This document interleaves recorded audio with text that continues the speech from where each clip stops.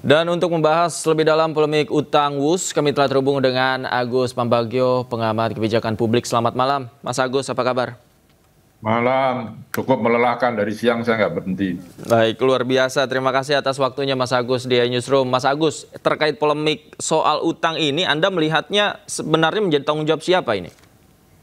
Ya, kalau kita lihat by regulasi ya kan sudah ditarik semua dividen, aset dan sebagainya ke Danantara. Ya tentu Danantara, tapi underlying-nya Danantara kan belum selesai. Nah, kalau Menteri Keuangan bilang ya semua sudah diambil sehingga pendapatan PNBP dan sebagainya diambil, ya tentu beliau mencoba untuk berhemat. Ya siapa yang mau bayar, saya sarankan tadi di beberapa media juga duduk sajalah bersama dengan DPR di situ, khususnya Komisi Anggaran, supaya bisa diatur siapa bayar pakai uang apa, pos mana.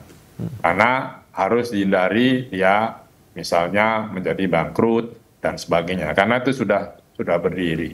Dan semua itu sudah pernah saya sampaikan berapa, 5-10 tahun yang lalu terus-menerus, tapi ya saya kan cuma rakyat biasa menyampaikan perkiraan apa yang akan terjadi, dan sekarang terjadi ya saya lagi yang harus jawab. Oke, waktu itu Anda menyampaikan prediksi ini di mana, Mas Agus? Anda sempat dimintai pendapat pada saat itu ketika memang ya, proyek... Saya, teman-teman wartawan menanyakan sejak awal 2015-2016, saya sampaikan, saya tulis, bahkan mungkin 2 bulan yang lalu saya juga kembali menulis gitu ya, dan juga dipanggil oleh Presiden waktu itu, saya ditemani beberapa orang dan masih hidup semua kalau mau ditanya. Nah itu saya tanya, ini sebetulnya ide siapa? Ide saya, Mas. Ya sudah. Karena saya ditanya apakah Mas Agus percaya kalau negara mau maju harus punya teknologi tinggi, saya jawab iya. Ya itu pilihan saya. Sudah. Itu saja. Oke, ide pada saat itu yang menyampaikan, Presiden saat itu ya, Pak Jokowi ya? Nah, iya. Padahal Anda sudah memaparkan data-datanya dan ini bisa diprediksi bahwa hal ini akan terjadi. Ya tentu tidak saya paparkan di pertemuan itu kan waktu gitu. Tapi di media-media saya sampaikan, dan waktu itu saya bilang bahwa ini mahal sekali, tidak mungkin. Tapi dibilang mungkin, ya sudah. Faktor apa sih Mas Agus menurut Anda yang membuat utangnya begitu besar? Apakah peralihan dari proyek ini awalnya kan mau dijalankan oleh Jepang, kemudian diambil alih oleh Cina? Apakah ini berpengaruh? Ya iya, pada waktu Jepang ini kan project loan, ya kan, dibantu oleh teman-teman dari UI dan UGM. Kemudian keluarlah angka 0,1%. Lebih dari itu pemerintah Indonesia tidak bisa bayar. 0,1 loh ya. Terus tiba-tiba suatu saat saya didatangi Deputi Bappenas yang membawa kawan dari JK yang minta bagaimana ini uang besok diminta untuk diberikan untuk ke Cina. Ya susah kalau gitu, saya bilang your ambassador kontak Presiden bahas ini, tapi kan terus terjadi. Nah terus dihitung oleh teman-teman, kalau saya memang membantu Cina di proposalnya itu teman-teman dari TB. Nah dihitunglah keluar angka 2%, saya agak kaget bagaimana 2%, 0,15 saja udah nggak bisa bayar. Ya sudah, tapi kan lalu saya berdebat, kalau Anda cari di Google ada itu. Ya kemudian saya sudah katakan ya sudah, kita lihat saja, hadapi saja nanti seperti apa. Ya yang sekarang ini sudah kita prediksi, termasuk juga saya bicara sama Pak Jonan, waktu itu kan Pak Jonan juga menolak.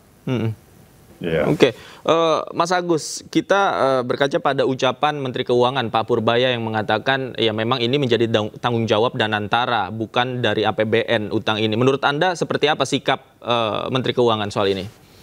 Ya itu sih hak Menteri Keuangan, intinya adalah ini tanggung jawab negara. Terserah mau dipisahkan bagaimana. Memang dulu kan dan dana yang ada di BUMN itu kan terpisah harta dari kaya negaranya. Lalu sekarang ya memang dipisah betulan karena PNBP-nya sudah diambil semua, dividen dan sebagainya itu kan sudah pindah. Ya nggak ada salahnya Purbaya bilang, lah gua nggak ada duit lagi pusing begini di sini, yang nggak ada, bayar sendiri. Kan bisa aja, itu kan kayak doorstop tadi kan kalau saya lihat. Ya itu hak menteri untuk menjawab itu. Saya sih siapa saja yang mau bayar. Yang penting bayar, jangan bikin malu kita kan gitu. Terserah uangnya dari mana. Jangan kita naikin pajak dan sebagainya, itu aja. Oke, tapi kalau menurut Anda Danantara punya uang untuk membayar utang ini? Ya harus punya. Kan 80 triliun kalau nggak salah dividen diambil. Iya. Kemudian belum punya aset, punya segala macam itu kan, ya silahkan kan, mereka bisa atur lah. Perkara banyak mungkin hal-hal yang perlu ditunda, ya itu manajemen saja. Teman-teman itu di Danal kan jago-jago semua, strategik manajemennya bisa diatur. Tapi intinya harus dibayar. Siapa yang bayar, ya bahas. Makanya saya sarankan, sudah duduk bareng, lalu ada DPR untuk urusan anggaran. Karena itu ada pakai APBN kalau yang dibahas ya. Perkara nanti siapa yang bayar, terserah.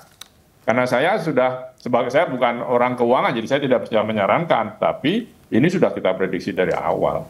Oke, baik. Kita lihat nanti apa skema pembayaran utang yang dilakukan oleh pemerintah. Terima kasih Mas Agus Pambagio, terima kasih. Terima kasih banyak atas waktunya untuk malam hari ini. Terima kasih. Sehat selalu Mas Agus. Bu, mau sih.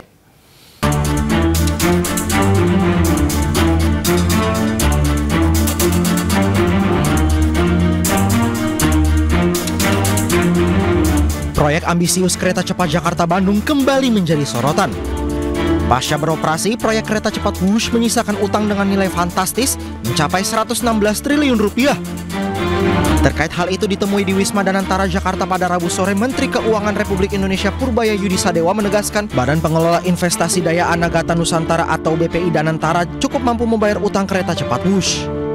Purbaya juga memastikan bahwa utang Wush tetap akan dibayar. Begini, bukan utang yang nggak dibayar, kan pemerintah apa, kalau dulu kan semuanya pemerintah yang tadinya begitu kan, tapi ketika sudah dipisahkan dan seluruh dividen masuk ke Danantara cukup mampu untuk membayar itu. Jadi bukan nggak dibayar utangnya, dibayar tapi Danantara, bukan APBN. Sebelumnya pemerintah juga menyebut terus berupaya mencari solusi untuk menutup utang proyek peninggalan Presiden ke-7 Republik Indonesia Joko Widodo itu. Juga sudah dibicarakan untuk diminta mencari skema supaya beban keuangan itu bisa dicarikan jalan keluar gitu. Karena faktanya kan juga bus kemudian juga menjadi salah satu moda transportasi yang sekarang sangat membantu aktivitas seluruh masyarakat, mobilitas dari Jakarta maupun ke Bandung dan seterusnya. Proyek kereta cepat Jakarta-Bandung merupakan proyek strategis nasional yang digarap sejak 2016 dan resmi beroperasi pada Oktober 2023. Jumlah investasi pembangunan proyek jumbo ini tembus sekitar 7,27 miliar dolar Amerika Serikat atau sekitar 120,38 triliun rupiah dengan kurs 16.500 rupiah per dolar Amerika Serikat. Tim Liputan iNews melaporkan. Sementara itu, Menko Polhukam periode 2019-2024 Mahfud MD menyebut ada dugaan markup dalam proyek kereta cepat. Bahkan Menteri Perhubungan saat itu Ignatius Jonan sempat menolak proyek kereta cepat. Nah, sekarang kita tidak mampu bayar. Ketika mau dipindah ke Cina ini, Pak Yonan, Ignatius Jonan, Menteri Perhubungan waktu itu, menyatakan tidak setuju. Pak, ini tidak visible. Kata Pak Yonan. Kata Pak Yonan. Pak Yonannya dipecat. Diganti kan? Sudah itu dia manggil ahli, namanya Agus Pambagio. Presiden manggil nih. Pak Jokowi? Iya, Pak Jokowi. Sesudah mecat Jonan, dia ditanya, Pak Agus gimana ini? Pak, ini tidak visible, rugi negara. Ini menurut Agus? Menurut Agus Pambagio, yang Bapak tonton yang saya tonton itu. Rugi negara. Ini atas ide siapa? Kata Agus. Kok bisa dari Jepang pindah ke situ dan biayanya besar? Atas ide saya, kata Jokowi. Kata Presiden, atas ide saya sendiri.